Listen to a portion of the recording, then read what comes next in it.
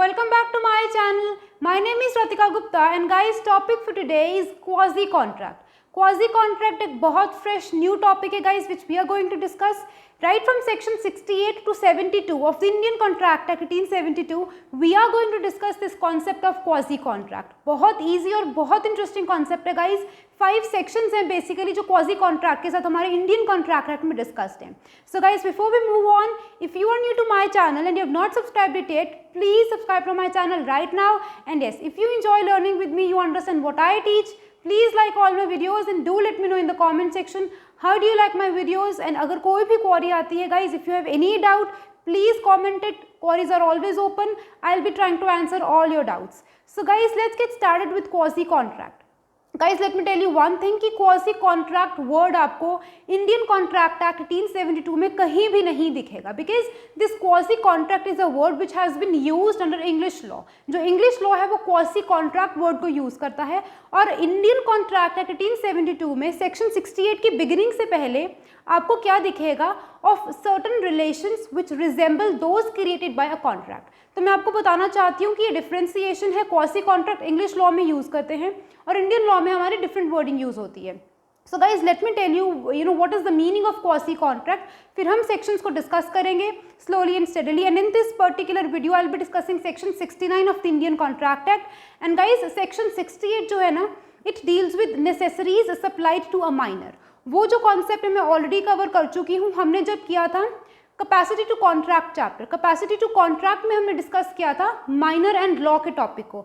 वहाँ पे मैंने necessaries supplied to a minor उस कॉन्सेप्ट को कवर किया था. It means in greater detail हमने सेक्शन 68 को कवर किया था. बहुत इंपॉर्टेंट था उस टाइम पे उसको समझाना, इसीलिए आई have already covered section 68. Today I am starting right from section 69 and will be covering up to section 72 of the Indian Contract Act. So guys, beginning with what is the meaning of quasi contract? Guys, quasi contracts कुछ ऐसे contracts होते हैं जो कभी भी formal contract नहीं होता. आपको पता है कि जो फॉर्मल कॉन्ट्रैक्ट होता है उसमें एक फॉर्मल प्रपोजल रखा जाता है, वैलिड प्रपोजल जो लॉ के नज़रिए से वैलिड होता है. Then it is followed by a valid acceptance. फिर वहाँ पे प्रॉमिस आता है, consideration, agreement, enforceability and a valid contract has come into existence. But उस वैलिड कॉन्ट्रैक्ट की एग्जिस्टेंस में आने के लिए बिगिनिंग और इनिशियल पॉइंट क्या होता है? Valid proposal. But guys quasi contracts कुछ ऐसे कॉन्ट्रैक्ट्स होते हैं जो कि इन रियलिटी वो कॉन्ट्रैक्ट्स नहीं होते हैं, but they are quite similar to a valid contract. आपको पता है कि हर एक contract confers rights and obligations upon a person. Every contract, हर एक कॉन्ट्रैक्ट के कारण क्या होगा? Every contract will confer certain rights and imposes certain liabilities onto the parties. हर एक कॉन्ट्रैक्ट में होगा कि पार्टीज की कॉन्ट्रैक्चुअल राइट्स एंड ऑब्लिगेशंस होती हैं. बट वो क्यों आती हैं? क्योंकि एक वैलिड कॉन्ट्रैक्ट फॉर्म किया जाता है. बट गाइस क्वासी कॉन्ट्रैक्ट्स ऐसे कॉन्ट्रैक्ट्स होते हैं जहाँ पे वैलिड प्रपोजल या एक्सेप्टेंस नहीं होता. सर्कमस्टेंस ऐसा क्रिएट होता है जहाँ पे हर एक पार्टी की टुवर्ड्स द अदर पर्सन एक ऑब्लिगेशन आती है. You have to do that obligation, you have to do away with that obligation. बेशक आपने कॉन्ट्रैक्ट नहीं किया था, इंडियन कॉन्ट्रैक्ट एक्ट के अकॉर्डिंग आप उनको लायबल नहीं हो to pay them. But quasi contract होता है वो. And this quasi contract basically guys is based on the principle of unjust enrichment, prevention of unjust enrichment. इस पॉइंट को हम पहले भी डिस्कस कर चुके हैं. मैं आपको अभी भी बताऊंगी. एक इलस्ट्रेशन देती हूँ, उसके बाद मैं आपको बताती हूँ. Suppose guys A B and C, there are 3 people. A और B jointly they owe some money to C. इन दोनों ने, ए और बी ने मिलकर सी को 100 रुपीज़ देने हैं. ए ने क्या किया? सी को 100 रुपीज़ दे दिए और उसने सोचा कि बी से मैं 50 रुपीज़ बाद में अपने आप ले लूँगा. फॉर द टाइमिंग सी से जो हमारा डेट है वो एक बारी ख़त्म कर देते हैं.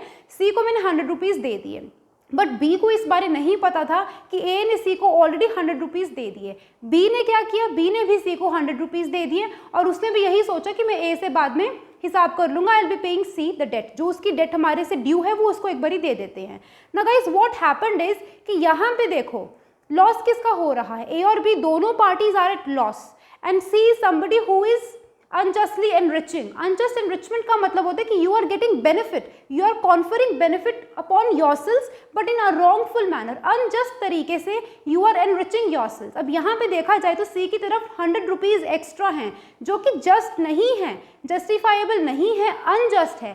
So इसको हम बोलते हैं कि C is somebody who is unjustly in a wrong manner enriching himself at the cost of others. वो others कौन है यहाँ पे? A and B, they are the 2 people. अब यहाँ पे देखा जाए तो ए, बी और सी ने कोई कॉन्ट्रैक्ट तो नहीं किया, वैलिड कॉन्ट्रैक्ट नहीं था, there was no valid proposal followed by valid acceptance, ऐसा कुछ भी नहीं था। बट सिर्फ और सिर्फ यहाँ पे आप देखो तो अब बेस्ड ऑन द प्रिंसिपल जिसको हम बोलते हैं कि it is an equitable principle of prevention of unjust enrichment, कि C has not got to enrich himself at the cost of others, किसी और का नुकसान हम होने नहीं दे सकते लॉ में। तो बेशक यहाँ पे कोई वैलिड कॉन्ट्रैक्ट नहीं था गाइज, बट स्टिल सी की एक ऑब्लिगेशन है, उसकी एक रिस्पॉन्सिबिलिटी है, एक ड्यूटी है कि जो उसको अनजस्ट पैसा मिला, जो रीजनेबल नहीं था, वो बी को वापस कर दे या ए को वापस कर दे। तो इसको हम बोलते हैं क्वासी कॉन्ट्रैक्ट। अब इंडियन कॉन्ट्रैक्ट एक्ट में though this word has not been defined anywhere, कहीं आपको क्वासी कॉन्ट्रैक्ट लिखा नहीं मिलेगा।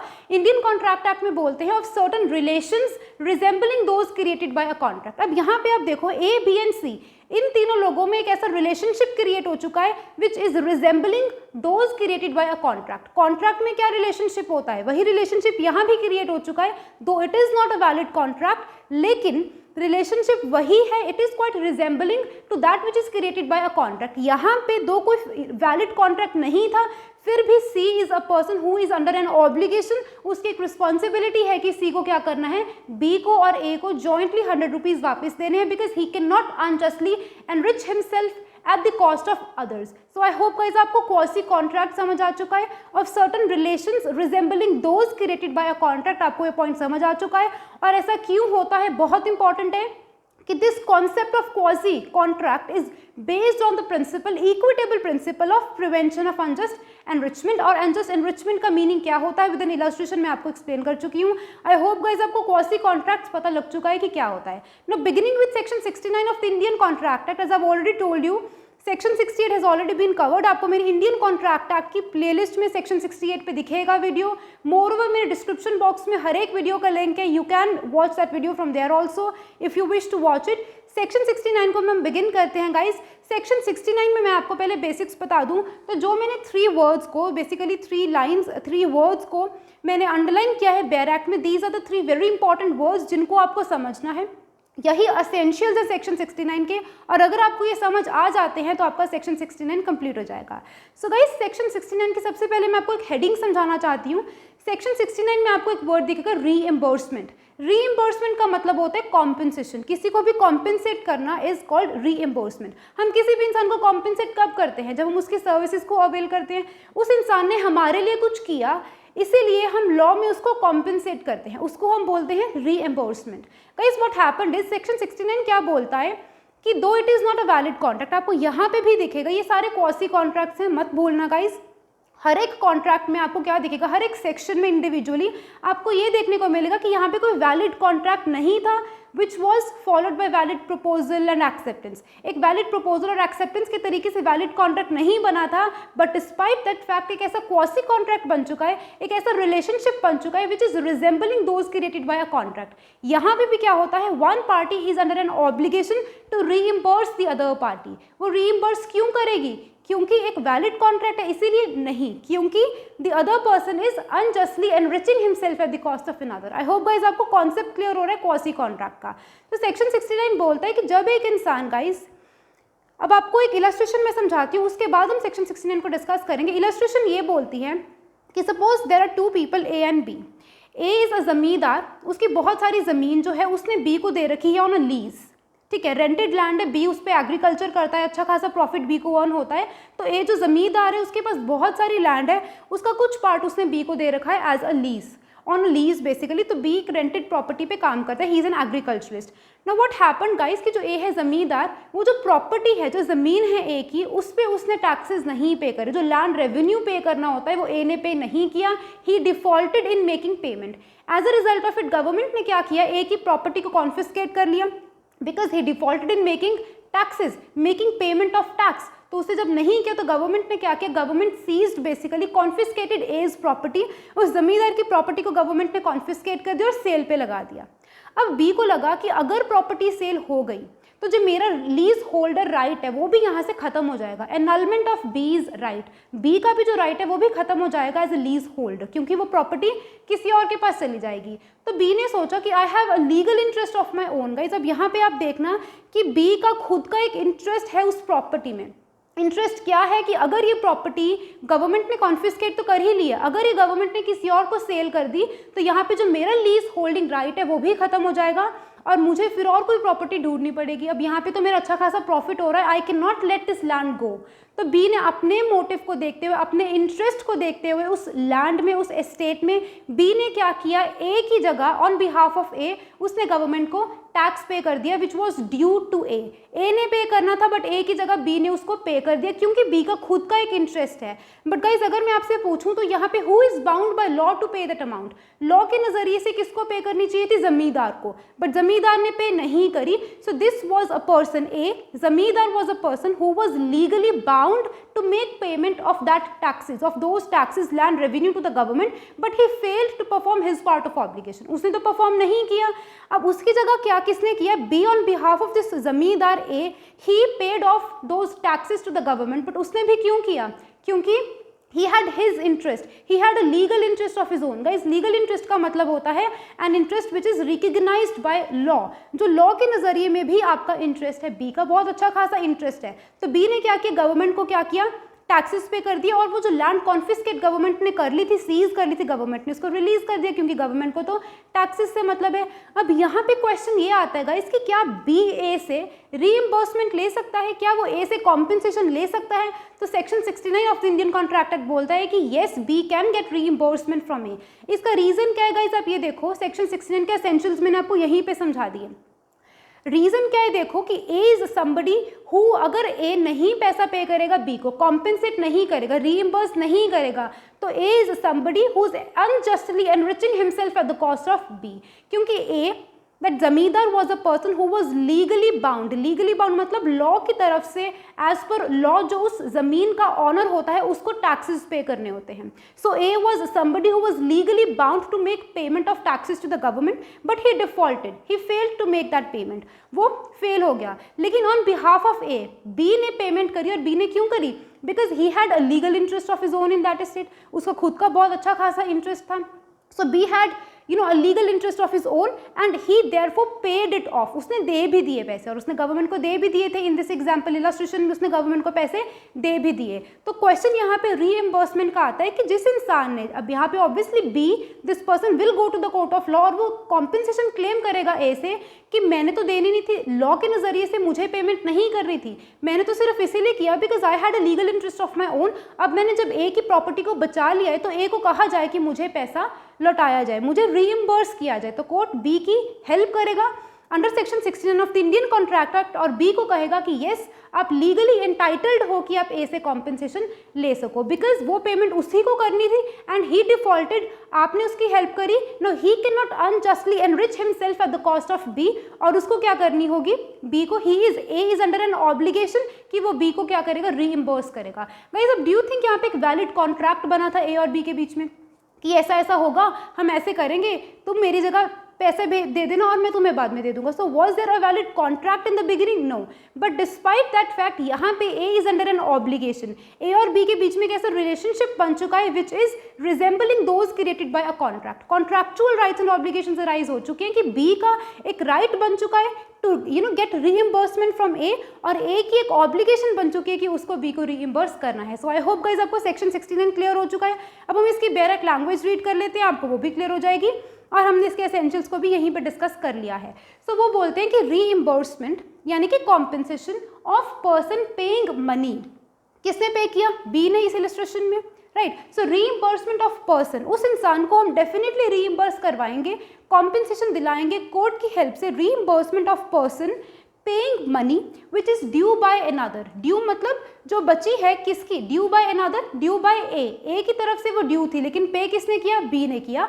तो reimbursement of person paying money due by another, ठीक है, payment of which he is interested, जिसकी पेमेंट में वो खुद इंसान इंटरेस्टेड था, जिस इंसान ने वॉलंटरली बेसिस पे अपने लीगल इंटरेस्ट को, गाइस ये क्या होता है कि बी जो है ना इस एग्जांपल में, इलस्ट्रेशन में, B was genuinely trying to protect his legal interest, it was only in protection of his legal interest, उसे अपने लीगल इंटरेस्ट को प्रोटेक्ट करना था कि उसने ए की प्रॉपर्टी को, एस्टेट को बचाने के लिए गवर्नमेंट से उसको रिलीज करवा लिया। तो वहीं यहाँ पे लिखा है कि आप रीइंबर्स कर सकते हो, उस इंसान को करवाया जाएगा reimbursement of person paying money which is due by another, due by a, payment of which he is interested, जिसकी पेमेंट में वो खुद इंसान इंटरेस्टेड है। बी को कोई फोर्स नहीं करेगा कि आपको पेमेंट करनी है। आप ध्यान रखना गाइज, यहाँ पे ये जो लाइन है ना आपको लिखी हुई, payment of which he is interested, ये बहुत इंपॉर्टेंट लाइन है।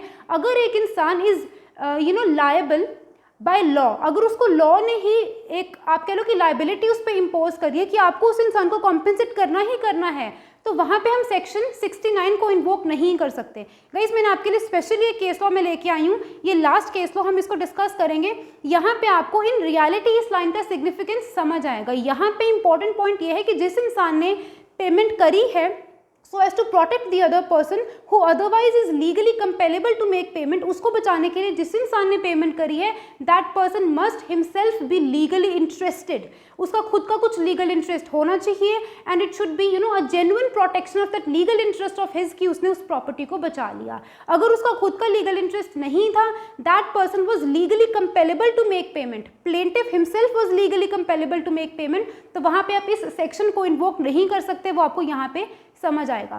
सो गाइज ये लिखा है, अ person who is interested be in this example in the payment of money, he himself was interested in making payment of a money which another means A in this example, another by law is bound to pay. A was bound to pay but B ने उसके लिए पे कर दिया because he himself was legally interested, right? And who therefore pays it, ये भी देखो मैंने आपको बताया कि B was interested in making payment and he has paid it also, उसने दे भी थी गवर्नमेंट को और लैंड को वापस भी ले लिया, he therefore pays it. Who यहाँ पे stands for B, B therefore pays it, ठीक है, is entitled to be reimbursed by other, other means A here, तो यानी कि जो जमींदार है वो उसको क्या करेगा, रीइम्बर्स करेगा। और एंटाइटल्ड का मतलब होता है गाइज लॉफुली एंटाइटल्ड, आप लॉफुली एंटाइटल्ड हो, you can go to the court of law और कोर्ट आपको हेल्प करेगा, यू आर एंटाइटल्ड 100%। अगर आपने इन एसेंशियल्स को पूरा कर दिया तो यू आर 100% एंटाइटल्ड कि आप उसे रीइम्बर्स करवा सकते हो।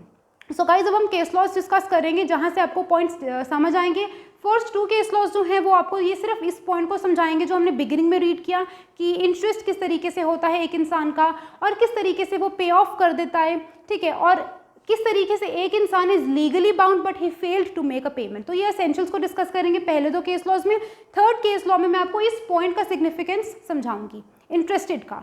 सो guys beginning with the first case law which is Govind Ram Govardhan Das versus State of Gondal 1950।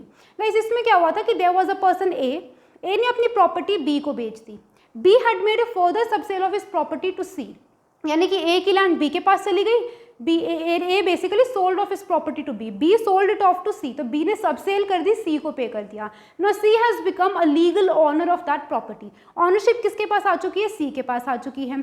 अब सी को बाद में पता लगता है कि जो लैंड मैंने बी से ली थी और बी ने ए से ली थी, उस लैंड पे कुछ म्यूनिसिपल टैक्सेस हैं जो ए ने पे नहीं किए।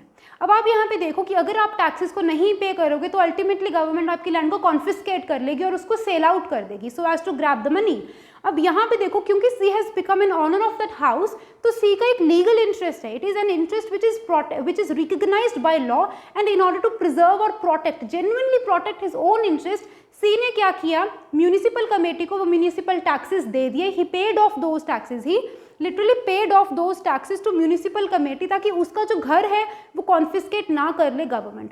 पर बाद में भी क्वेश्चन आता है कि क्या सी रीइंबर्समेंट क्लेम कर सकता है फ्रॉम ईदर ए और B, so question to this answer is yes. So court कहेगा कि C is a person who is entitled, lawfully entitled to get reimbursement from B, B in turn can get reimbursement from A, या फिर see directly ए से reimbursement ले सकता है। उसका reason क्या है कि सेक्शन 69 के सारे एसेंशियल्स कंप्लीट हैं। A was a person who was legally lawfully bound to make payment, एक ही रिस्पॉन्सिबिलिटी थी कि वो पेमेंट करे, यानी कि one person is bound by law to make payment but he failed to make it, वो पेमेंट नहीं कर पाया, and other person had an interest, legal interest of his own, and in order to genuinely protect his legal interest उसने क्या किया, he paid off the money which was due by some other person, by some other person मतलब जो lawfully bound था to पे।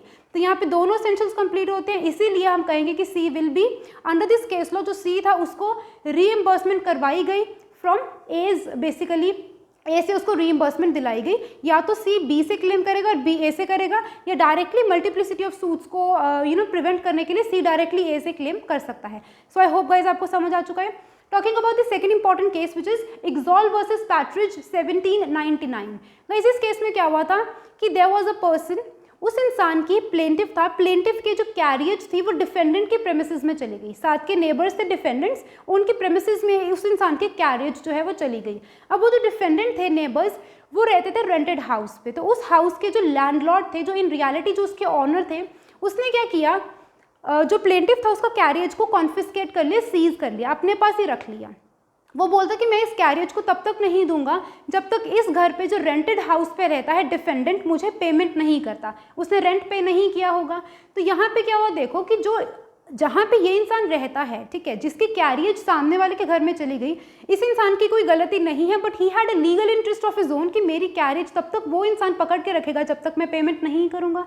It means जो उस landlord के घर पे रहता था, that person was legally bound by law to make payment of rent to the landlord, but he failed to make it, वो नहीं दे पाया। इसीलिए दूसरा इंसान जो केस जिसने फाइल किया प्लेंटिफ, दैट पर्सन, उसको क्या करना पड़ा, पेमेंट करनी पड़ी ऑफ रेंट। क्यों? Because he had a legal interest of his own. उसका लीगल इंटरेस्ट क्या था कि उसकी कैरियज वहां पे पड़ी है, and in order to genuinely bona fide protect his legal interest, उसने क्या किया, पेमेंट करी। उसका खुद का इंटरेस्ट भी था उस प्रॉपर्टी में नहीं, बेसिकली उस कैरियज में, वो भी उसकी प्रॉपर्टी थी। तो he had to make the payment, उसको पे ऑफ करना पड़ा the rent to the landlord. Landlord कहता है मैं आपकी प्रॉपर्टी को सीज कर देता हूँ, आपको रिलीज कर देता हूँ, क्योंकि मेरा काम हो चुका है, मुझे रेंट मिल चुका है। अब यहाँ पे क्वेश्चन अगेन अराइज हुआ कि क्या जो प्लेंटिफ है वो रीइंबर्समेंट ले सकता है उस डिफेंडेंट से जो रेंटेड हाउस पे रहता था लैंडलॉर्ड के घर पे और जिसने रेंट पे नहीं किया था। तो कोर्ट अगेन कहता है कि सारे एसेंशियल्स कंप्लीट है सेक्शन 69 के, और जो प्लेंटिफ है he can get compensation, he can be reimbursed from basically the defendant आपको डेफिनेटली रीइंबर्स करेगा, because again that person can not unjustly enrich himself at the cost of another. गलती उसकी है, he was legally bound to make payment, आप क्यों करोगे उसकी जगह पे रेंट पे? तो he can not unjustly enrich himself at the cost of plaintiff. तो प्लेंटिफ को कहा गया कि आपको डेफिनेटली रीइंबर्समेंट मिलेगी। अब गाइस एक बहुत इंपॉर्टेंट केस लॉ हमारे पास आता है which is port trust Madras versus Bombay company 1967। Guys इसमें क्या हुआ कि पोर्ट ट्रस्ट मद्रास में जो था उसका एक एम्प्लॉय था, काम करने वाला वर्कर था। Guys while he was on his duty he basically was injured. जब वो अपनी ड्यूटी पे था एम्प्लॉय, वो इंजर हो गया। अब उसके जो एम्प्लॉयर्स थे जिन्होंने उस एम्प्लॉय को काम पे रखा हुआ था, एम्प्लॉयर्स ने उस इंसान को कॉम्पेंसेशन दी under the workmen's compensation act. Guys अब आप एक बात बताओ, वर्कमेंस कॉम्पेंसेशन एक्ट क्यों बनाया गया है कि अगर किसी वर्कमैन को इंजरी होती है व्हाइल ऑन हिज ड्यूटी तो उसकी एम्प्लॉयर की रिस्पॉन्सिबिलिटी है कि उसको कॉम्पेंसेट किया जाए। अब आप ये देखो कि एक workmen's compensation act is an act in itself, it's a law in itself. तो यहाँ पे जो एम्प्लॉयर है एम्प्लॉय का, he is somebody who is legally bound to make payment to this person. वो ये नहीं कह सकता कि मेरा इसमें कोई इंटरेस्ट ही नहीं है। He was somebody who was legally bound to make payment to his employ. Employer का हक होता है, हक भी नहीं आप कहोगे, एम्प्लॉयर का बेसिकली एक ऑब्लिगेशन होता है which is imposed upon him by law. उसकी एक लाइबिलिटी है कि आपको पे करना ही करना है अपने वर्कमैन को अगर उसको कोई ना कोई कॉम्पेंसेशन की जरूरत पड़ती है। बट इसने क्या किया, एम्प्लॉयर ने एक बार के लिए तो अपने एम्प्लॉय को कॉम्पेंसेट कर दिया, बाद में इसने डिफेंडेंट को स्यू किया, defendant was some third person, defendant को स्यू किया कि डिफेंडेंट की नेग्लिजेंस के कारण मेरे इस वर्कर को इंजरी हुई, क्योंकि उसकी नेग्लिजेंस थी तो और पे मैंने इसको किया, तो मुझे उस इंसान से रीइंबर्स करवाया जाए। तो कोर्ट यहाँ पे कहता है कि सेक्शन 69 की एप्लीकेबिलिटी सिर्फ तब होगी when there you have made a payment, ठीक है, of which he is interested. आपको पेमेंट करनी है जहाँ पे आपका इंटरेस्ट है। जैसे कि हर जो इलस्ट्रेशन हमने यूज़ करी थी लीज वाली, लीज होल्डर की, और ये जो दो केस लॉज मैंने आपको बताया, हर एक जगह पे क्या था, जिसने पे करा उस इंसान का एक लीगल इंटरेस्ट है। लेकिन कोर्ट कहता है कि यहाँ पे एम्प्लॉयर का कोई लीगल इंटरेस्ट नहीं है, not merely a legal interest is required. Legal interest तो होना चाहिए बट आपका you should not be compelled by law to make payment. English law guys थोड़ा डिफरेंट है, इंग्लिश लॉ की ये रिक्वायरमेंट होती है लेकिन इंडियन लॉ की ये रिक्वायरमेंट नहीं है। इंडियन लॉ क्लियरली और स्पेसिफिकली बोलता है कि you should be interested in making the payment, you should have a legal interest of your own and to genuinely protect that legal interest of your own आपने payment करी, as we have discussed in these case laws and illustration। लेकिन यहाँ पे तो आप एक employer हो, employer is compellable by law, law उस पर एक ऑब्लिगेशन इम्पोज करता है कि you have to make payment to your employee अगर उसको इंजरी होती है by under workmen's compensation act, एक ऐसा एक्ट है जो लॉ है जो आपको कंपेल करता है एज एन एम्प्लॉयर कि आपको अपने एम्प्लॉय को कॉम्पनसेशन देनी है। इट मीन्स आप यहाँ पे इस सेक्शन 69 के एसेंशियल्स को पूरा नहीं करते हो और आप डिफेंडेंट को स्यू नहीं कर सकते। Why will you get reimbursement from that person? आप उससे क्यों रीइंबर्समेंट लोगे? यहाँ पे तो अगर आप उससे रीइंबर्समेंट लेने लग गए तो आप एक ऐसी सिचुएशन में आ जाओगे जहाँ पे you will be unjustly enriching yourself. तो यानी कि आप अपने आप को अनजस्ट एनरिचमेंट कर लोगे अगर हमने इस चीज़ को होने दिया। तो अगर if there is somebody who is legally compellable to make payment, उस इंसान को हम सेक्शन 69 के पर्व्यू में नहीं लेके आएंगे। सेक्शन 69 वहाँ पे इन्वोक नहीं होगा, no action can be brought against अगर एक इंसान क्या है, लीगली कंपेलेबल है to make payment. Workmen's compensation act के अकॉर्डिंग आपको खुद ही पेमेंट करनी है। You are somebody who is legally entitled. Law ने अगर आपको कहा कि आपको पेमेंट करनी है तो लॉ ने कुछ सोच के ही उस एक्ट को बनाया है, राइट। आप लॉ आपको बोल रहे कि आप पे करो, आप किसी और से पैसा मांग रहे हो, that is something which is not genuine. तो आपको कोई यहाँ पे लीगल इंटरेस्ट नहीं था, इंस्टेड आपको तो लॉ ने ही कहा था कि आपको पे करना है। तो आप यहाँ पे किसी इंसान से भी कॉम्पेंसेशन क्लेम नहीं कर सकते, सेक्शन 9 को इन्वोक नहीं कर सकते। आई होप गाइज आपको समझ आ चुका है कि सेक्शन 69 बेसिकली क्या कहता है और हम इसको क्यों क्वासी कॉन्ट्रैक्ट्स में रीड करते हैं, क्योंकि it is based upon the principal of prevention of unjust enrichment. Moreover ये कोई वैलिड कॉन्ट्रैक्ट नहीं था which had come into existence, but merely एक ऐसा रिलेशनशिप पार्टीज में क्रिएट हो जाता है, इन केस लॉज में भी एक ऐसा रिलेशनशिप क्रिएट हो जाता है which is resembling those created by a contract. So इसीलिए गाइज हम इनको क्वासी कॉन्ट्रैक्ट्स बोलते हैं और हम इनको क्वासी कॉन्ट्रैक्ट्स में इन सेक्शंस को स्टडी करते हैं। And guys in my upcoming video I will be coming up with section 70, 71 and 72. Will be trying to finish this chapter of quasi contract really soon. So please be in touch with my videos. Keep learning, keep shining, stay safe and bye bye.